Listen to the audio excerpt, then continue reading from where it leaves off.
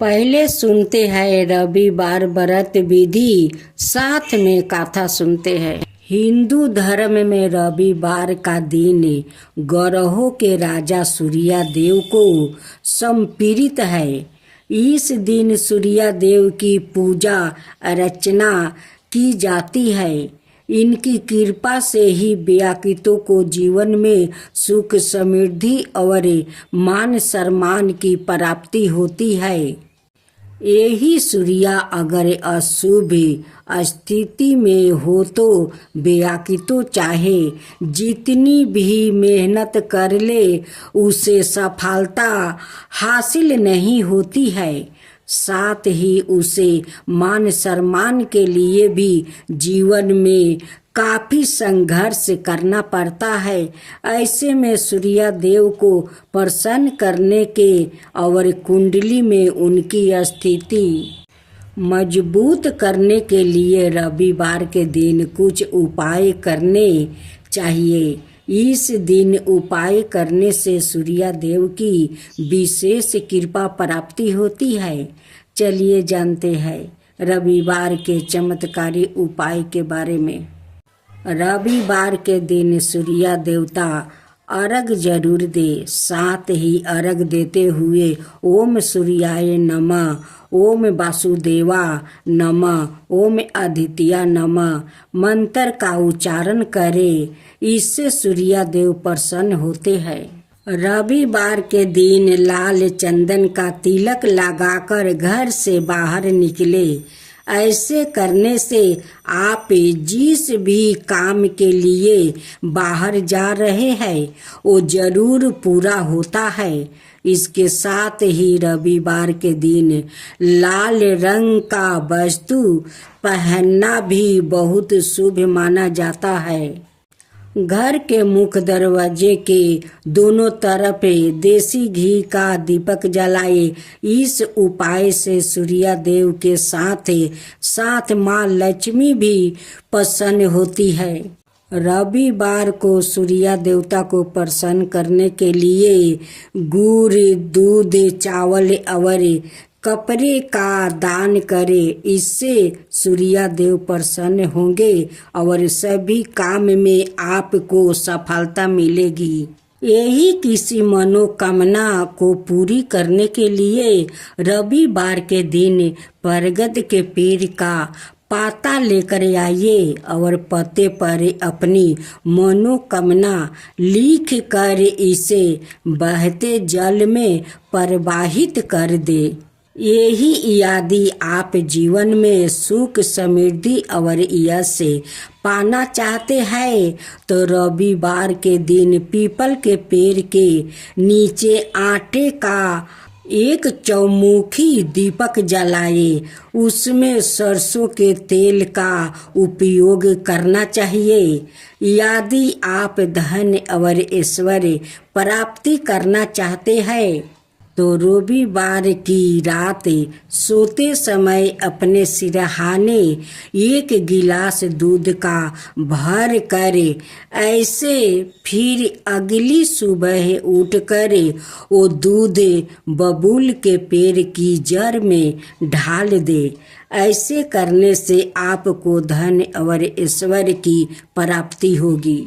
प्राचीन काल में एक बुढ़िया रहती थी। वो नियमित रूप से रविवार का व्रत करती।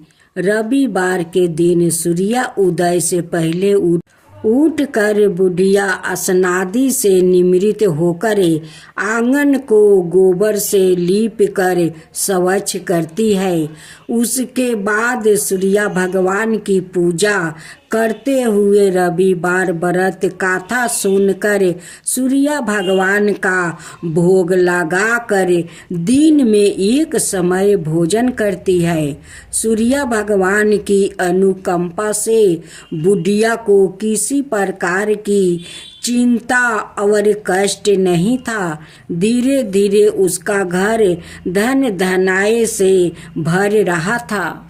उस बुढ़िया को सूखी होते देखे उसकी पड़ोसिन उसे जलने लगी।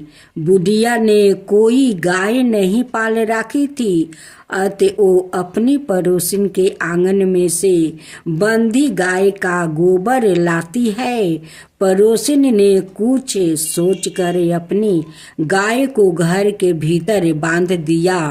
रविवार को गोबर ना मिलने से बुढ़िया अपना आंगन नहीं लीप सकी। आंगन ना लीप पाने के कारण उस बुढ़िया ने सूर्य भगवान को भोग नहीं लगाया और उस दिन सवाए भी भोजन नहीं किया। सूर्यास्त होने पर बुढ़िया भूखी प्यासी सो गई। प्रात काल सूर्य उदय से पूर्व उस बुढ़िया की आंख खुली तो वो अपने घर के आंगन में सुंदर गाय और बछड़े को देखकर हैरान हो गई। गाय को आंगन में बांधकर उसने जल्दी से उसे चारा लाकर खिलाया। पड़ोसिन ने उस बुढ़िया के आंगन में बंधी सुंदर गाय और बछड़े को देखा तो वो उसे और अधिक जलने लगी। तभी गाय ने सोने का गोबर किया। गोबर को देखते ही पड़ोसिन की आंख फट गई। पड़ोसिन ने उस बुढ़िया को आसपास ना पाकर तुरंत उस गोबर को उठाया और अपने घर ले गई और अपनी गाय का गोबर का वहाँ राख आई। सोने का गोबर से पड़ोसिन कुछ ही दिनों में धनवान हो गई। गाय प्रतिदिन सूर्य उदय से पूर्व सोना का वो गोबर किया करती थी और बुढ़िया के उठने के पहले पड़ोसिन उस गोबर को उठा ले जाती थी। बहुत दिन तक बुढ़िया को सोने के गोबर के बारे में कुछ पता नहीं चला।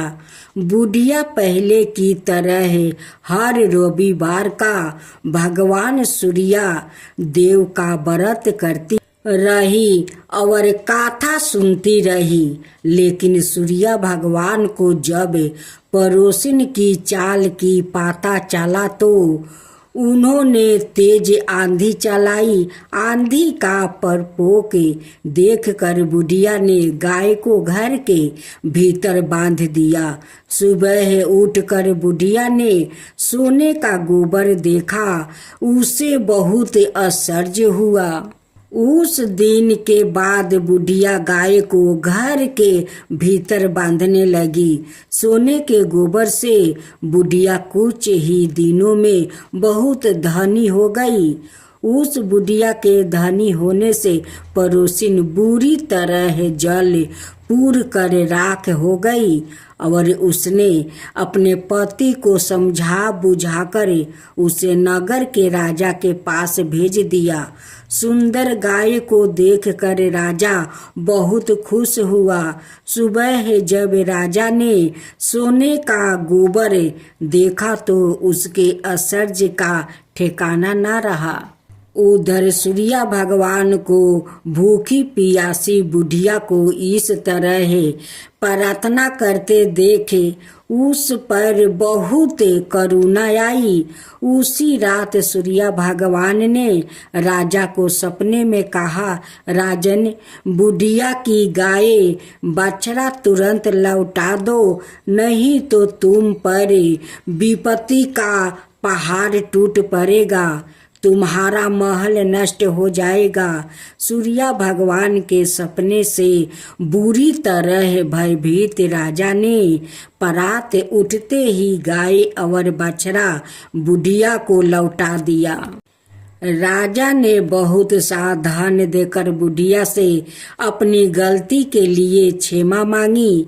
राजा ने पड़ोसिन और उसके पति को उनकी इस दुष्टता के लिए दंड दिया। फिर राजा ने पूरे राज्य में घोषणा करवाई कि सभी स्त्री पुरुष रविवार का व्रत किया करे। रविवार का व्रत करने से सभी लोग के घर धन धनाय से भर गया। राज तय में चारों ओर खुशहाली छा गई। स्त्री पुरुष खुशी जीवन यापन करने लगे और सभी लोग के शारीरिक कष्ट भी दूर हो गया। शनि भगवान का तो महिमा अपरंपार है। शनि भगवान का जो भक्त अंतर मन से उनकी मंदिर में जाकर भक्ति कर लेते हैं, उन पर से शनि भगवान अपना नजर हटा लेते हैं और अपना आशीर्वाद देकर उन्हें भाग बदल देते हैं। और जिसका नसीब खराब हो जाता है, शनि भगवान अपना नजर उन पर लगा देते हैं। उनकी तकदीर में दुख ही दुख होने लगता है। इसीलिए शनि भगवान को सबसे शक्तिशाली माना जाता है, क्योंकि शनि भगवान का दृष्टि में दुख भी है और सुख भी है। वो दृष्टि से सब कुछ कर देते हैं, किसी को बना देते हैं तो किसी को बिगाड़ देते हैं।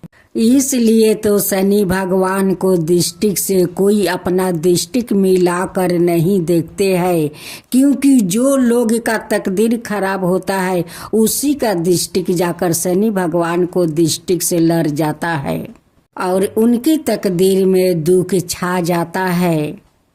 बहुत पहले की बात है, दो आदमी थे, एक अमीर और एक गरीब।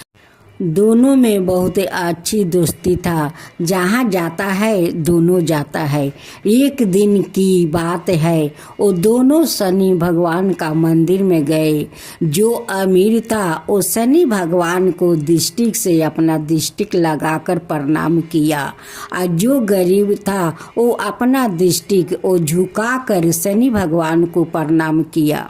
जो अमीर था उस पर तो शनि भगवान ने अपना दृष्टि डाल कर उन्हें तकलीफ में डाल दिया, और जो आदमी गरीब था वो जो झुका कर अपना नज़र शनि भगवान को प्रणाम किया, उसलिए शनि भगवान वो गरीब को आशीर्वाद दिया।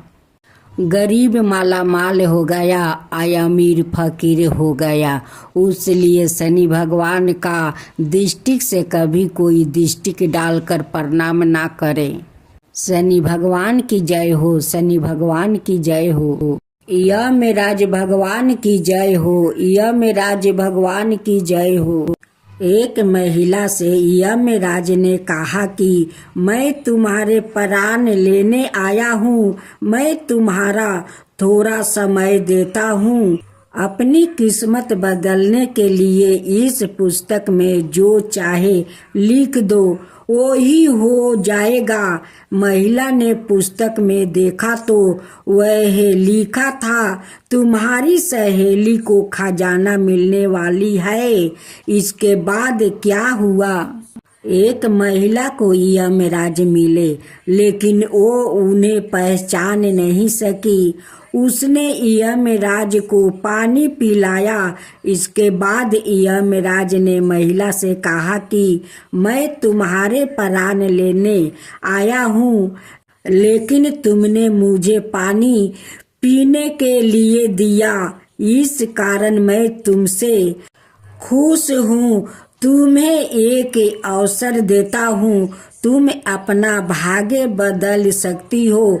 या कहकर यमराज ने एक पुस्तक महिला को दे दिया और कहा कि इस पुस्तक में तुम्हारे नाम का एक दृष्टि है, वहाँ तुम अपने लिए जो चाहती हो वो लिख सकती हो। जैसा लिखोगी वैसा ही होगा। महिला ने पुस्तक हाथ में ली और जैसे ही उसे खोला तो उसमें लिखा था कि तुम्हारी सहेली को खजाना मिलने वाला है। महिला ने वहाँ लिख दिया कि उसे खजाना ना मिले। अगला पोस्टर खोला तो उस पर लिखा था कि तुम्हारी पड़ोसी का पति राजा का मंत्री बनने वाला है।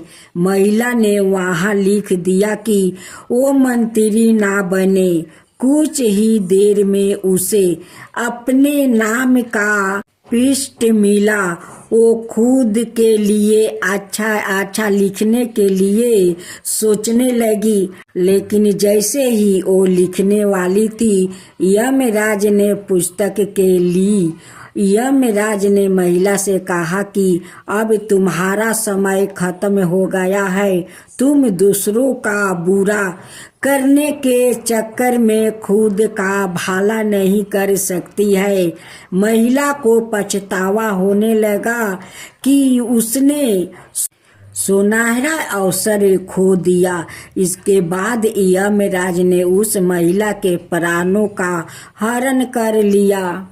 इस कथा की लिख यह है कि काफी लोग दूसरों का बुरा सोचते रहते हैं। मौका मिलने पर दूसरों का बुरा करते हैं। इस चक्कर में वो कई बार खुद का भला करने का अवसर खो देता है। हम दूसरों का भला ना कर सके तो कम से कम किसी का बुरा भी नहीं करना चाहिए। यही सच्ची मानवता है। अगर वो महिला अपनी मित्र और पड़ोसी का बुरा नहीं सोचती तो खुद का भाग्य बदल सकती थी, लेकिन उसने पहले उनका बुरा करने की सोची और खुद के प्राण नहीं बचा सकी। अब सुने नारद जी का और साथ में हनुमान जी की कथा। एक बार की बात है, बानी बजाते हुए नारद मुनि भगवान श्री राम के द्वार पर पहुँचे। नारायण नारायण। नारद जी ने देखा कि द्वार पर हनुमान जी पहरा दे रहे हैं। हनुमान जी ने पूछा, नारद मुनि कहाँ जा रहे हो? नारद जी बोले, मैं प्रभु से मिलने आया हूँ। नारद जी ने हनुमान जी से पूछा, प्रभु इस समय क्या कर रहे होंगे? हनुमान जी बोले, पता नहीं, पर कुछ बही खाते का काम कर रहे होंगे। प्रभु बही खाता में कुछ लिख रहे हैं। नारद जी बोले, अच्छा, क्या लिख रहे होंगे? हनुमान जी बोले, मुझे पता नहीं, मुनिवर आप खुद ही देख आना। नारद मुनि गया प्रभु के पास और देखा कि प्रभु कुछ लिख रहे हैं। नारद जी बोले, प्रभु आप बही खाते का काम कर रहे हैं, या काम तो किसी मुनीब को दे दीजिए। श्री राम प्रभु बोले, नहीं नारद, मेरा काम मुझे ही करना पड़ता है। यह काम मैं किसी और को नहीं सौंप सकता हूँ। नारद जी बोले, अच्छा प्रभु, ऐसा क्या काम है? ऐसा आप इस बही खाते में क्या लिख रहे हो? प्रभु जी बोले, तुम क्या करोगे देख कर जाने दो।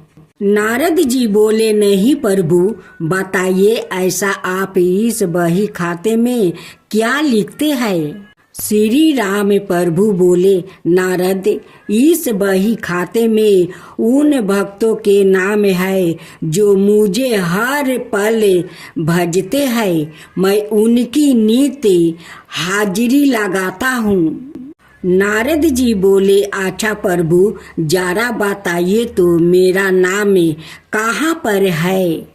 नारद मुनि ने बही खाते खोल कर देखा तो उनका नाम सबसे ऊपर था। नारद जी को गर्व हो गया कि देखो, मुझे मेरे प्रभु सबसे ज्यादा भक्त मानते हैं। पर नारद जी ने देखा कि हनुमान जी का नाम उस बही खाते में कहीं नहीं दिखता है। नारद जी सोचने लगे कि हनुमान जी तो प्रभु श्री राम जी के खास भक्त है, फिर उनका नाम इस बही खाते में क्यों नहीं है? क्या प्रभु उनको भूल गया है? नारद मुनि आए हनुमान जी के पास, बोले, हनुमान, प्रभु के बही खाते में उन सब भक्तों के नाम है जो नित्य प्रभु को भजते हैं, पर आपका नाम उस बही खाते में कहीं नाम नहीं है। हनुमान जी ने कहा, मुनिवर, होगा, आपने शायद ठीक से नहीं देखा होगा। नारद जी बोले, नहीं नहीं हनुमान, मैंने ध्यान से देखा पर आपका नाम कहीं नहीं है। हनुमान जी ने कहा, अच्छा कोई बात नहीं, शायद प्रभु ने मुझे इस लायक नहीं समझा होगा जो मेरा नाम उस बही खाते में लिखा जाए। पर नारद जी प्रभु के एक अन्याय दान दीनी भी लिखते हैं, उसमें भी वो नीत कुछ लिखते हैं। नारद जी बोले, अच्छा हनुमान, आपका नाम कहाँ है? हनुमान जी ने कहा, हाँ। नारद मुनि फिर गए प्रभु श्री राम के पास और बोले, प्रभु, सुना है कि आप अपनी अलग से दयन दीनी भी रखते हैं, उसमें आप क्या लिखते हैं? प्रभु श्री राम बोले, हाँ, पर वो तुम्हारे काम की नहीं है। नारद जी, प्रभु बताइए, मैं देखना चाहता हूँ कि आप उसमें क्या लिखते हैं। प्रभु मुस्कुराए और बोले, मुनिवर, मैं इनमें उन भक्तों के नाम लिखता हूँ जिनको मैं नित्य भजता हूँ। नारद जी डायरी खोल कर देखा तो उसमें सबसे ऊपर हनुमान जी का नाम था। यह देख कर नारद जी का अभिमान टूट गया। कहने का तात्पर्य यह है कि जो भगवान को सिर्फ जीभा से भजते हैं उनको प्रभु अपना भक्त बनाते हैं, और जो हृदय से भजते हैं उन्हें भक्तों के वो सवाए भक्त हो जाते हैं। ऐसे भक्तों को प्रभु अपनी हृदय रूपी विशेष सूची में रखते हैं। भक्त जनों, आज आप सुने गणेश भगवान की व्रत कथा, बुधवार व्रत कथा। एक समय की बात है कि साहूकार अपनी पत्नी को लाने के लिए अपने ससुराल गया। कुछ दिन रहने के बाद उसने अपनी पत्नी के साथ अपने घर आने की सोची। दुर्भाग्य से उस दिन बुधवार का दिन था। लड़की के परिवार वालों ने कहा कि आज बुधवार का दिन है, जो कि किसी कार्य हेतु शुभ नहीं माना जाता है, इसलिए आज तुम मत जाओ। किंतु साहूकार ने किसी की एक ना मानी और पत्नी समेत अपने ससुराल से घर को चल दिया। रास्ते में साहूकार की पत्नी को प्यास लगी। उसने साहूकार से कहा। साहूकार ने कहा, तुम बैलगाड़ी में ही बैठो, मैं पानी लेकर आता हूँ। जब वो पानी लेकर आया तो उसने देखा कि उसकी शक्ल का एक आदमी उसकी पत्नी के साथ बैठा है। तब उसने जाकर उस पुरुष से पूछा, तुम कौन हो? तब उसने कहा, मैं साहूकार हूँ। और फिर दोनों के बीच में झगड़ा शुरू हो गया और वहाँ लोगों और कुछ सिपाही आ गए, जिन्होंने उस स्त्री से पूछा, तुम्हारा पति कौन है? तब वो इसका उत्तर ना दे सकी और साहूकार अपने मन में कहने लगा कि यह प्रभु की कैसी लीला है। तब आकाश से वाणी हुई और बोले, मूर्ख, आज बुधवार का दिन था, तब भी तूने आज ही गमन किया। यह सब भगवान बुद्ध देव के परपोक से हो रहा है। वो तुझसे रूठे हुए है। तब साहूकार ने भगवान बुद्ध देव से क्षमा याचना किया। तब वो आकाशवाणी खत्म हो गई और इंसान के रूप में आ गए। बुद्ध देव भी अदृश्य हो गए और फिर साहूकार अपनी पत्नी संग लेके घर गया और भगवान बुद्ध देव की पूजा की। जो भी इस व्रत गाथा को सुनता है उसको बुधवार की यात्रा करने का पाप नहीं लगता है। दूसरा पाठ। समातापुर नगर में मधुसूदन नाम का एक व्याकृत रहता था। वो बहुत धनवान था। मधुसूदन का विवाह बलरामपुर नगर की सुंदर और गुणवती लड़की संगीता से हुआ था। एक बार मधुसूदन अपनी पत्नी को लेने बुधवार के दिन बलरामपुर गया। मधुसूदन ने पत्नी के माता पिता से संगीता को विदा कराने के लिए कहा। माता पिता बोले, बेटा आज बुधवार है, बुधवार को किसी भी शुभ कार्य के लिए यात्रा नहीं करते हैं। लेकिन मधुसूदन नहीं माना। उसने ऐसी शुभ अशुभ की बातों को नहीं मानने की बात कही। बहुत आग्रह करने पर संगीता के माता पिता ने विश्वास होकर दोनों को विदा कर दिया।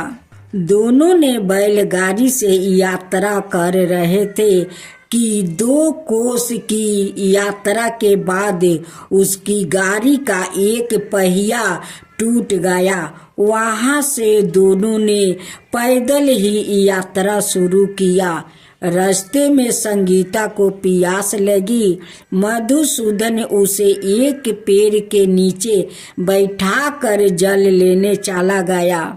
थोड़ी देर बाद जब मधुसूदन कहीं से जल लेकर वापस आया तो वो बुरी तरह हैरान हो उठा, क्योंकि उसकी पत्नी के पास उसकी ही शकल सूरत का एक दूसरा व्याकृत बैठा था। संगीता भी मधुसूदन को देखकर हैरान रह गई। वो दोनों में कोई अंतर नहीं कर पाई। मधुसूदन ने उस व्याकृत से पूछा, तुम कौन हो और मेरी पत्नी के पास क्यों बैठे हो? मधुसूदन की बात सुनकर उस व्याकृत ने कहा, अरे भाई, यह मेरी पत्नी संगीता है। मैं अपनी पत्नी को ससुराल से विदा करा कर लाया हूँ। लेकिन तुम कौन हो जो मुझसे ऐसा प्रश्न कर रहे हो? मधुसूदन ने लगभग चीखते हुए कहा, तुम जरूर कोई चोर या ठग हो। यह मेरी पत्नी संगीता है। मैं इसे पेड़ के नीचे बैठाकर जल लेने गया था। इस पर उस व्याकृत ने कहा, अरे भाई, झूठ तो तुम बोल रहे हो। संगीता को प्यास लगने पर जल लेने तो मैं गया था। मैंने तो जल लाकर अपनी पत्नी को पिला भी दिया है। अब तुम चुपचाप यहाँ से चलते बनो, नहीं तो किसी सिपाही को बुलाकर तुम्हें पकड़वा दूंगा। दोनों एक दूसरे से लड़ने लगे। उन्होंने लड़ते झगड़ते बहुत से लोग वहाँ एकत्र हो गया।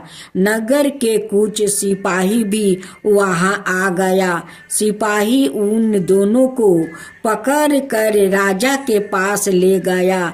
सारी कहानी सुनकर राजा भी कोई निर्णय नहीं कर पाया। संगीता भी उन दोनों में से अपने वास्तविक पति को नहीं पहचान पा रही थी।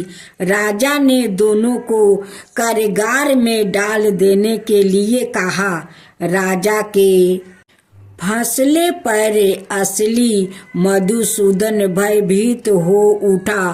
तभी आकाशवाणी हुई। मधुसूदन ने, तूने संगीता के माता पिता की बात नहीं मानी और बुधवार के दिन अपने ससुराल से चल दिया।